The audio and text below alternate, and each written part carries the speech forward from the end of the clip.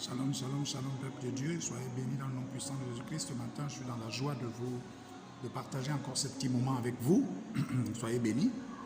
Alors, avant de commencer, j'aimerais prier, rendre grâce au Seigneur, lui bénir pour ces moments.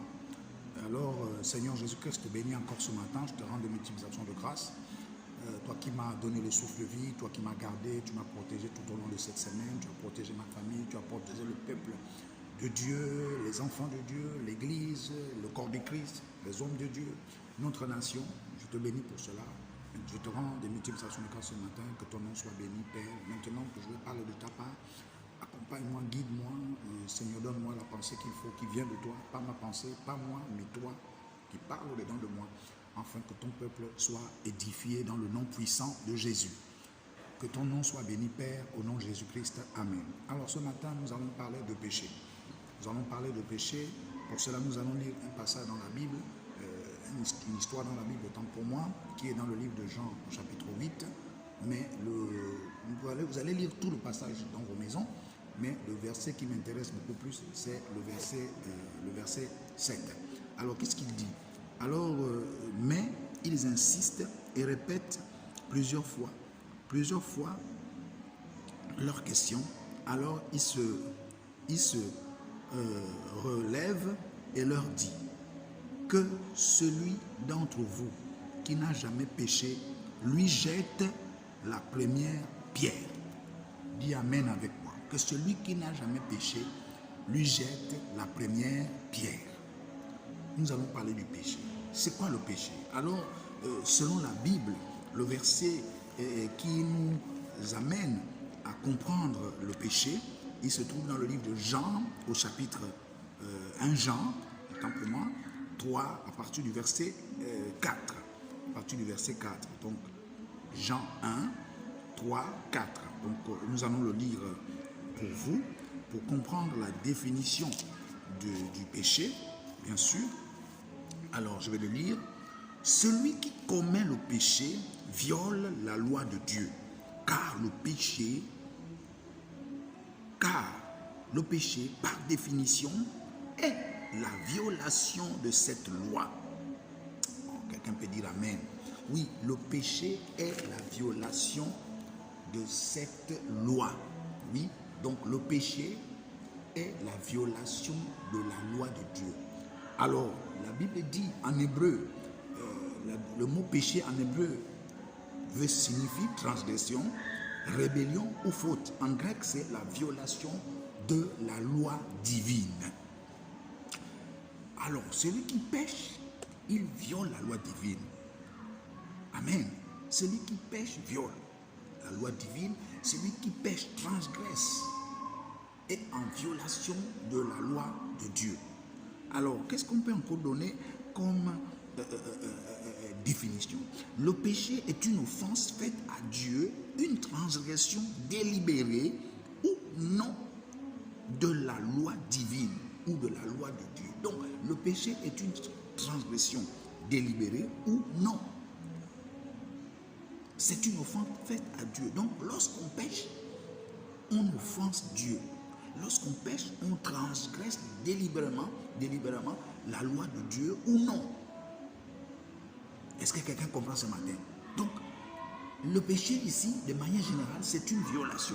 Alors, j'ai encore écrit ici, donc la Bible dit encore que quiconque commet le péché commet aussi une violation de la loi. Et le péché, c'est la violation de la loi de Dieu. Donc, tout ce qui pêche commet automatiquement une violation.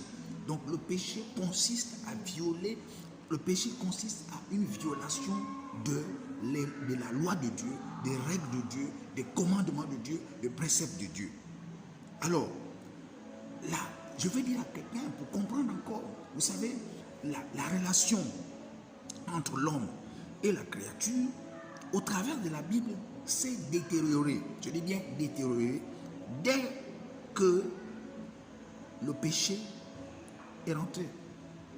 Dès que le péché est rentré, dès qu'ils ont péché, automatiquement, leur relation avec Dieu s'est détériorée. Donc, je veux dire à quelqu'un que chaque fois que tu pêches, chaque fois que tu transgresses, chaque fois que tu violes la loi de Dieu, tu violes les règles de Dieu, la relation avec Dieu est détériorée. C'est-à-dire la relation avec Dieu est interrompue, est brouillée, comme un téléphone qui n'a plus de réseau. En quelque sorte, le réseau avec Dieu est coupé. Tu es coupé du réseau avec Dieu. Donc, dès que tu pêches, automatiquement, le réseau est coupé. Le réseau est brouillé. Il n'y a plus de communication entre Dieu et toi. Donc, le péché nous éloigne de Dieu. Le péché nous détériore notre relation. C'est-à-dire une relation qui était établie déjà entre toi et Dieu. Quand tu pêches, quand tu violes, c'est que lui, il a dit, automatiquement, cette relation, cette intimité que tu avais avec Dieu est détériorée, est brouillée. Voilà, il n'y a plus de relation. Donc, je vais dire à quelqu'un ce matin, le péché est un danger pour chacun de nous. Lorsque tu pêches, tu violes. Lorsque tu pêches, tu désobéis. Lorsque tu pêches, tu transgresses ce que Dieu a dit. Donc, pour comprendre encore, vous voyez ici, dans ce passage, si vous remontez au dossier, il n'y a pas de petit péché, il n'y a pas de grand péché. Péché, c'est péché. Elle avait commis l'adultère, elle avait péché. Mais Jésus revient dans ce passage en lui disant que celui qui n'a pas péché lui jette la première pierre. Alors je vais te dire ce matin, il n'y a pas de péché. L'adultère, c'est un péché. La désobéissance, c'est un péché. L'insoumission à ton mari, c'est un péché. Le mensonge, c'est un péché. Le vol, c'est un péché. Péché, c'est péché. Il n'y a pas que la fornication qui est un péché. Le fait que tu n'obéis pas à ton mari, le fait que tu n'écoutes pas ton mari, le fait que tu ne respectes pas ta femme, le fait que tu ne fais pas, tu ne mets pas, tu ne fais pas c'est-à-dire tu ne fais pas le service, tu ne joues pas ton rôle dans ton foyer, en tant que femme ou en tant qu'homme, tu pêches. Tu pêches. Aussi longtemps que tu ne joues pas ce rôle-là, tu pêches contre Dieu, c'est-à-dire tu violes la loi de Dieu. Donc à partir de cet instant, ta relation avec Dieu est détériorée, c'est-à-dire que les ondes sont brouillées. Donc tu peux prier, tu peux faire tout, aussi longtemps que tu continues à désobéir à ton mari, ou à insulter ta femme, à taper ta femme, à tromper ta femme, ou à tromper ton mari. Sache que tes prières sont vaines.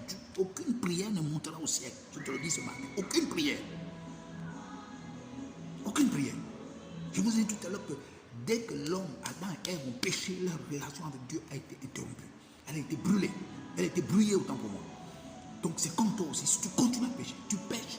Bien aimé, ta relation avec Dieu, quel que soit, tu peux parler en langue, tu peux tout faire, tu peux prophétiser, tu peux lire la Bible, la Genèse, l'Apocalypse, ça ne sert à rien. Ce qui est important, ce n'est pas la lecture de la Bible. Ce qui est important, c'est la relation avec Dieu. C'est la relation. Tu peux être à l'église et ça ne plus avoir une relation avec Dieu. Tu peux être à l'église et ne plus ressentir cette présence, ressentir Dieu, écouter Dieu te parler. Donc je vais attirer l'attention de quelqu'un ce matin, arrête de pécher. Parce que plus tu pêches, plus tu détériores ta relation avec Dieu. Et arrête de lancer les autres les pierres aussi. Parce que souvent on regarde le péché des autres, mais on ne regarde pas notre propre péché. Or le péché, il n'y a pas de petit péché. Tout péché est péché. Tu mens, tu pêches. Tu violes, tu pêches. Tu trompes ta femme, tu pêches. Tu n'obéis pas à ta famille, à ton mari, tu pêches. Tu ne respectes pas ton père et ta mère, tu pêches. Bon dimanche à tous. Que le Seigneur vous garde, que le Seigneur vous protège. Au nom de Jésus-Christ. Amen.